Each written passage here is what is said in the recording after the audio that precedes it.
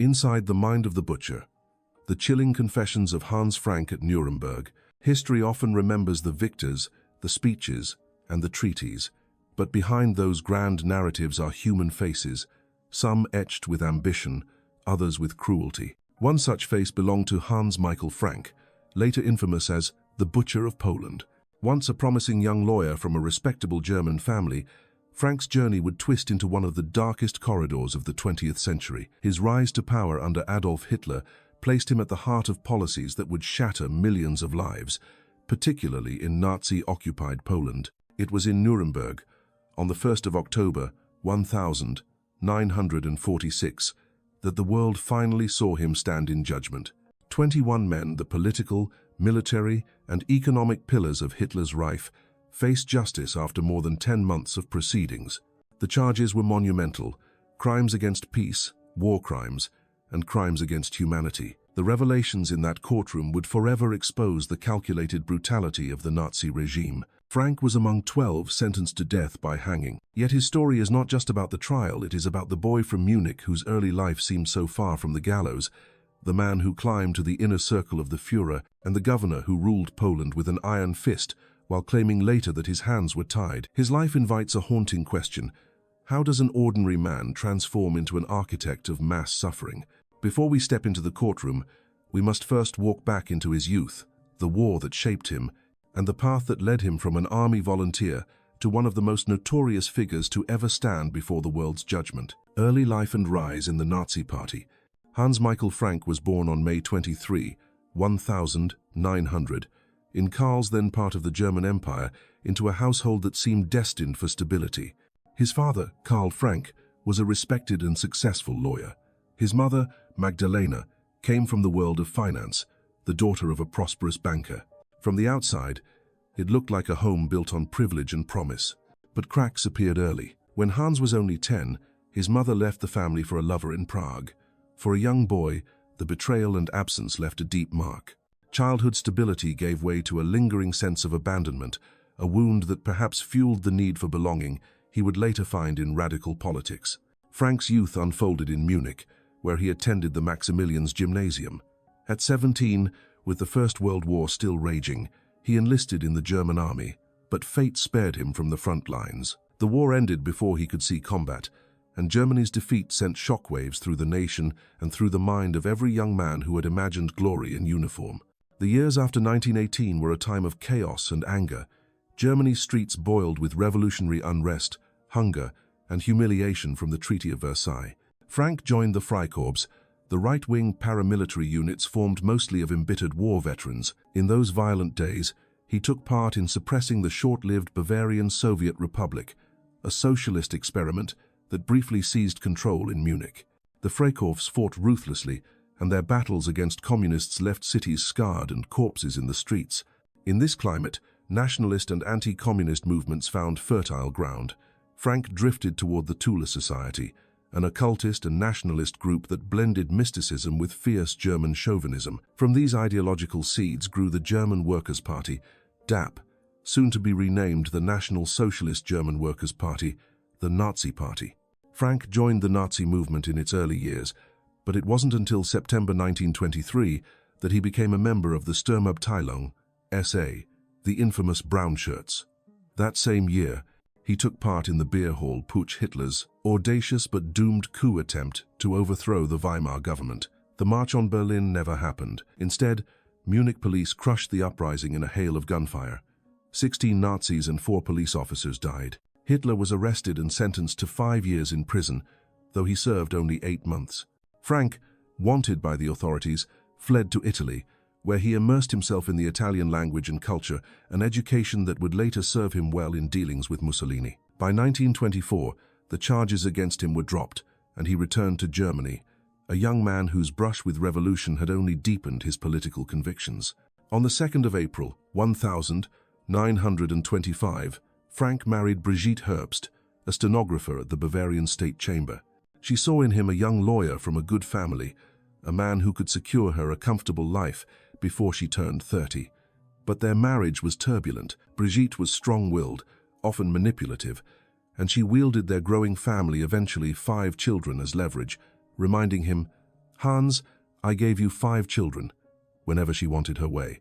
By 1929, Frank's fortunes changed dramatically.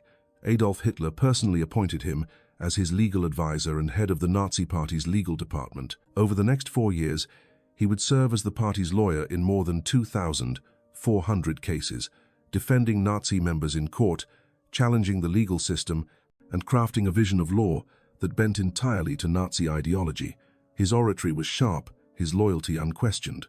He became one of the party's key architects in shaping Germany's legal institutions into instruments of totalitarian power. By the time the Nazi Party surged in the 1930 elections, winning 107 seats in the Reichstag, Hans Frank was firmly embedded in Hitler's inner circle. He was no longer just a political follower, he was a strategist, a man who understood that in the Third Reich, laws would not protect the people from the state. Laws would protect the state from the people. The path to power: minister, judge, and Nazi ideologue.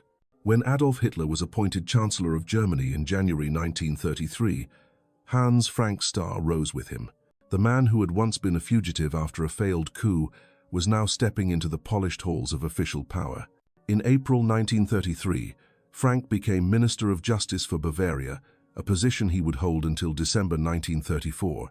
It was a post perfectly suited for someone who had already spent years reshaping law to serve politics. His role allowed him to merge legal authority with Nazi ideology, ensuring that courtrooms became extensions of the party platform. Frank's ambitions did not stop there. Later in 1933, he was elevated to Reich Minister without portfolio, a title that gave him direct access to the central government, and simultaneously appointed Reichsleiter for legal affairs, the second highest political office within the Nazi party hierarchy. By 1934, Frank's grip on Nazi legal policy was further cemented when he became one of 3 judges on the Supreme Court of the Nazi Party, an institution created by Hitler himself to resolve internal disputes.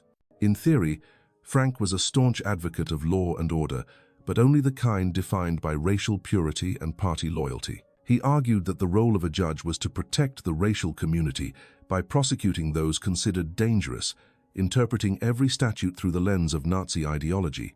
And yet, there was a paradox.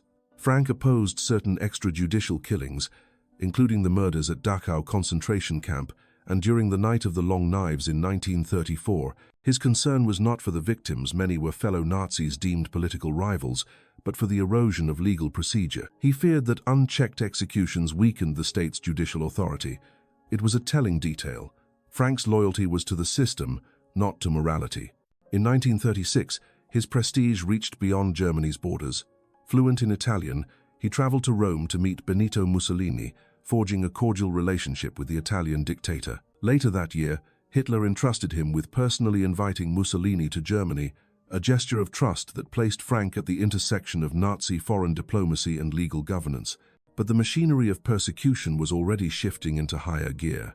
On the 9th of November, 1938, Kristallnacht, the night of broken glass, exploded across Germany and Austria. Jewish homes, businesses, and synagogues were smashed and burned. 30,000 Jews were sent to concentration camps. This was the moment when Nazi anti-Semitism moved from legislative harassment to widespread physical violence. Frank's wife, Brigitte, who had once maintained commercial ties with Jewish acquaintances, showed no empathy to those pleading for help. The door to mercy was closed, and the door to systematic brutality was swinging wide open. By September 1939, the world would see what such ideology looked like when backed by military conquest. Germany invaded Poland, igniting the Second World War. Within weeks, the Soviet Union invaded from the east, and the country was split between 2 totalitarian powers. Out of this partition was born a new Nazi administrative entity, the General Government, and at its head, Hitler placed Hans Frank. The appointment was no small reward. It gave him authority over millions of people and control over a land that Nazi planners considered a colony of the Reich. Frank's reaction to his wife captured his sense of triumph. "Brigitte, you will be the Queen of Poland." But the crown he claimed would be forged not of gold, but of cruelty. Governor-General of occupied Poland, power and rivalries. October 1939. The German war machine had crushed Poland in a matter of weeks. Out of the ashes, Hitler carved the central part of the country into a Nazi-controlled administrative unit called the General Government. It was to be a dumping ground for those deemed racially undesirable and a reservoir of slave labor for the Reich. Hans Frank stepped into this role with confidence, believing himself the undisputed master of this vast territory of 12 million people, including 1.5 million Jews. From his grand seat of power at Wawel Castle in Krakow, he envisioned himself as a colonial ruler, one who would shape the land according to the will of Berlin. But the reality was far more complicated. Though Frank carried the title of Governor-General, much of the actual power lay elsewhere in the hands of the SS and the police. These forces answered not to him, but directly to Heinrich Himmler and Reinhard Heydrich, the architects of Nazi terror. The tension between Frank and the SS was constant and bitter. When he questioned Himmler about the construction of a concentration camp on his territory, he received a curt dismissal. "That's none of your business." This was more than a personal insult. It was a declaration that his civilian administration existed largely at the mercy of the police state. In 1942, these disputes came to a head in a confrontation with Friedrich Wilhelm Krüger, the SS chief in the general government. Frank accused Krüger of acting as though the civilian government didn't exist. Berlin's verdict was decisive and humiliating. Hitler sided with the SS. Frank kept his title, but most of his other posts and influence within Germany were stripped away. Still, he continued to preside over policies that devastated Poland. His administration oversaw the seizure of property, the forced labor of over 1 million Poles, and the systematic starvation of the Jewish population. He may not have signed every death order, but his machinery of governance greased the wheels of genocide. The general government became a hub of Nazi racial policy. 4 of the 6 major extermination camps, Treblinka, Majdanek, Sobibor, and Belzec, were built within its borders, while Auschwitz-Birkenau stood just beyond. This made Frank's territory the epicenter of the Holocaust. Even before the final solution was formally adopted in 1942, his administration was already implementing mass murder by deprivation, cutting off food, coal, and basic necessities to ghettoize Jews in hopes that hunger and cold would do the killing. Frank's own view of the Poles revealed the depth of his contempt. He saw them as a permanent underclass, destined to serve the Reich. And while the SS carried out the mass shootings and gassings, his government ensured the trains ran, the ghettos were walled, and the people inside were marked for death. From the ornate halls of Wawel Castle, Hans Frank ruled like a viceroy. But behind the polished wooden chandeliers, his authority was built on fear, his legacy already steeped in blood. The Warsaw Ghetto and the machinery of genocide. Before the war, Warsaw was home to one of the largest Jewish populations in Europe, over 350,000 people, nearly a third of the city's residents. Entire neighborhoods pulsed with Jewish life, culture, and commerce. But once the Germans seized the city, that life was targeted for destruction. Hans Frank's administration, working hand in glove with the SS, quickly set about transforming this vibrant community into a prison. Jews were forced to wear white armbands with the Star of David. Jewish businesses were marked. Food and supplies were restricted to starvation levels. Then came the wall brick and barbed wire encircling the Jewish district.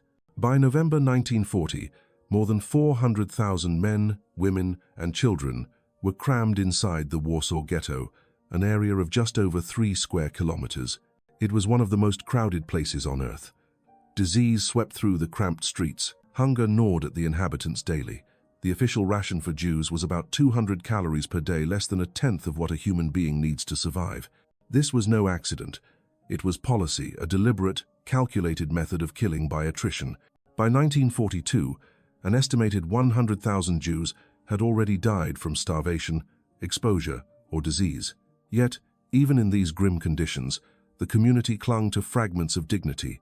Secret schools operated. Religious services were held. Musicians played in hidden corners. It was a fight, however small, against the erasure of an entire people. But in the summer of 1942, the killing machine shifted into its most lethal phase. Under orders tied to the final solution, mass deportations from the ghetto began. Frank's administration coordinated with the SS to transport more than 250,000 Jews to the Treblinka extermination camp over the course of just 2 months. Most were murdered within hours of arrival. At first, many deportees did not realize where they were going. They were told they were being resettled. But as the transports continued and entire families vanished, the truth became impossible to ignore. Fear hardened into desperation, and desperation into resistance. In the autumn of 1942, A small underground force known as the Jewish Combat Organization began preparing for the inevitable. Led by Mordechai Anielewicz, only 24 years old, they smuggled weapons into the ghetto with help from the Polish resistance. Their goal was not survival, they knew the odds were hopeless, but to resist deportation with whatever strength they had left. When German forces re-entered the ghetto in January 1943 to conduct another wave of deportations, the fighters struck. They staged ambushes, killed German soldiers, and disrupted the roundups. For months, they held off the Nazi war machine in a desperate guerrilla battle. On the 19th of April, 1943, the eve of Passover, the Germans unleashed their full fury. Thousands of Waffen-SS troops, tanks, and flamethrowers poured into the ghetto. Building by building, they crushed the uprising. The streets were engulfed in smoke and fire. Those who survived the fighting were executed or deported to death camps. By the time it was over, the Warsaw ghetto, once alive with voices, music, and prayer, was a silent graveyard of rubble and ash. This was the reality of Hans Frank's rule. Cities walled in and starved, communities erased, and an administrative pen pushing along the trains that carried human lives to annihilation. The turning tide: resistance, defeat, and retreat. By late 1942, the illusion of Nazi invincibility had begun to crack. The German advance into the Soviet Union, once rapid and seemingly unstoppable, ground to a bitter halt.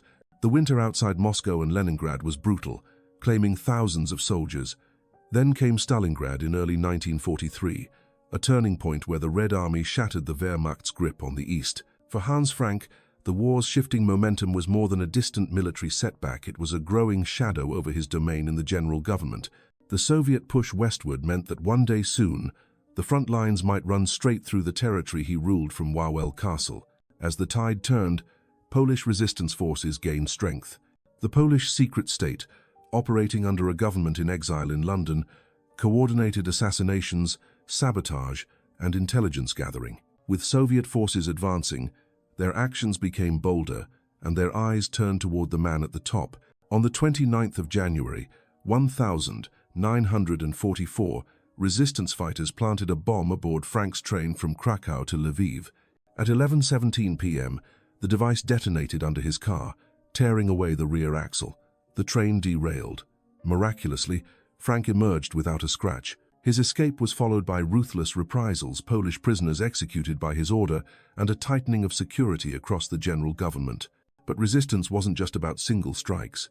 In the spring and summer of 1944, as Soviet troops drew closer, the underground prepared for something unprecedented, a nationwide uprising to coincide with the Red Army's arrival. The symbolic heart of this revolt would be Warsaw. The plan was to divide German forces between the Eastern Front and a massive urban insurrection. On the 1st of August, 1944, the Warsaw Uprising began. For 63 days, Polish fighters armed with smuggled weapons, Molotov cocktails, and sheer will battled German tanks and troops. Hitler's response was merciless. Entire districts were leveled. Civilians were massacred in the tens of thousands. By the time the uprising was crushed, Warsaw was reduced to a skeleton of its former self. While the uprising raged, Hans Frank's control over the general government was crumbling. His wife Brigitte and their children left Krakow in December 1944, sensing the inevitable. A month later, on the 17th of January, 1945, air raid sirens wailed over the city. Soviet tanks had breached the outer defenses. Frank fled at midday in a convoy of cars, abandoning the city he had ruled for over 5 years. Krakow fell within 24 hours. His offices, littered with empty liquor bottles, were left full of documents damning evidence of the administration's role in the machinery of occupation and genocide. From there, Frank retreated into Germany, not to Berlin, but to Bavaria, where he had built his early career. But the days of power were gone. Stripped of his influence since 1942 and now without a territory to govern, he was a man without a throne, a title, or even soldiers to obey him. The war was entering its last act, and so was Hans Frank's life. Capture, trial, and the last walk to the gallows. May 1945. The Third Reich was collapsing in ruins. Hitler was dead by his own hand in the Berlin bunker. German forces had surrendered unconditionally. Across Europe, Nazi officials fled, some to hide, some to bargain, and some to face justice. Hans Frank did not escape far. On May 4, 1945, American troops captured him in the Bavarian town of Tegernsee. The soldiers who arrested him had liberated Dachau just days earlier and had seen the emaciated corpses and the crematoria still warm. When they recognized Frank, rage boiled over.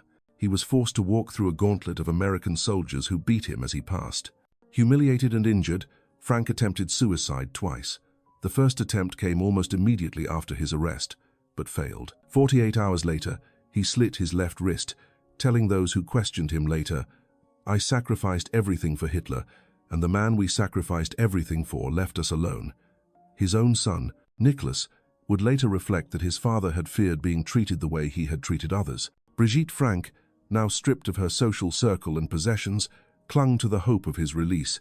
She even dreamed of having another child with him, but the world had other plans. Hans Frank was transferred to Nuremberg to stand trial before the International Military Tribunal, the first in history to hold a nation's leaders accountable for crimes against peace, war crimes, and crimes against humanity. In court, Frank's appearance was markedly different from the confident governor who had once strutted through Krakow.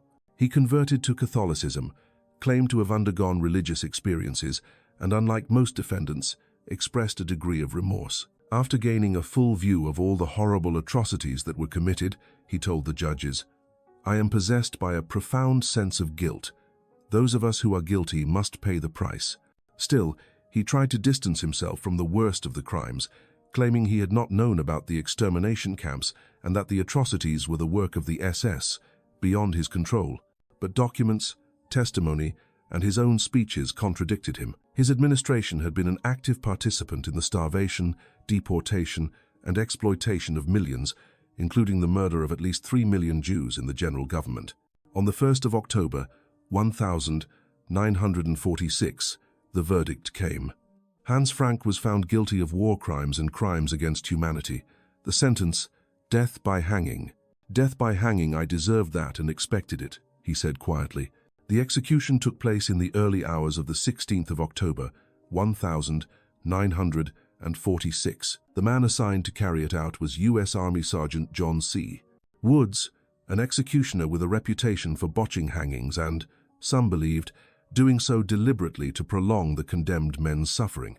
Frank was the fifth of the condemned to mount the gallows. Unlike the others, he entered the chamber with a faint smile. His last words were, "I am grateful for the treatment I received during my captivity and ask God to receive me with mercy." Oh! The trapdoor opened, but the drop was too short. His neck did not break. For 11 long minutes, Hans Frank convulsed and strangled before finally going still. He was 46 years old. His body was cremated, and his ashes scattered into the Isar River. The man who had once declared himself the ruler of Poland, who had overseen ghettos, deportations, and starvation, left the world not as a statesman or a governor, but as a condemned criminal, erased without a grave. Epilogue, Legacy and Lessons. Hans Frank's life is a stark reminder that evil does not always arrive with horns and claws. Sometimes it wears a tailored suit, speaks in the language of law, and sits behind an office desk. He was not a battlefield general, nor the architect of a grand military campaign. His weapon was the bureaucracy, the memos, decrees, and signatures that turned ideology into policy, and policy into death. From the courtroom in Nuremberg, the world learned just how lethal that kind of power could be. Frank's administration didn't simply follow orders. It engineered the starvation of hundreds of thousands, facilitated deportations to death camps, and stripped entire communities of their humanity long before the gas chambers took their lives. And yet, at the end, Frank tried to portray himself as a man who had lost control, who was powerless to stop the horrors. The evidence told a different story. Power, once taken, is rarely surrendered without a fight, and Frank wielded his until the day it was ripped away. The Nuremberg Trials were more than a reckoning with individuals. They were a message to the world that leaders, ministers, and governors cannot hide behind the machinery of the state when that machinery is used to commit crimes against humanity. It was a warning, one that history shows is too easily forgotten. For Poland, his name remains a symbol of occupation's cruelty. For Germany, a reminder of the moral abyss that can open when law serves ideology instead of justice. And for the rest of us, Hans Frank stands as proof that atrocities do not happen in a vacuum. They are planned, justified, and carried out by people who, in another life, might have been neighbors, lawyers, or even friends. In the end, the man who once boasted to his wife, "You will be the Queen of Poland," left the world with nothing but a rope burn around his neck and a legacy drenched in blood.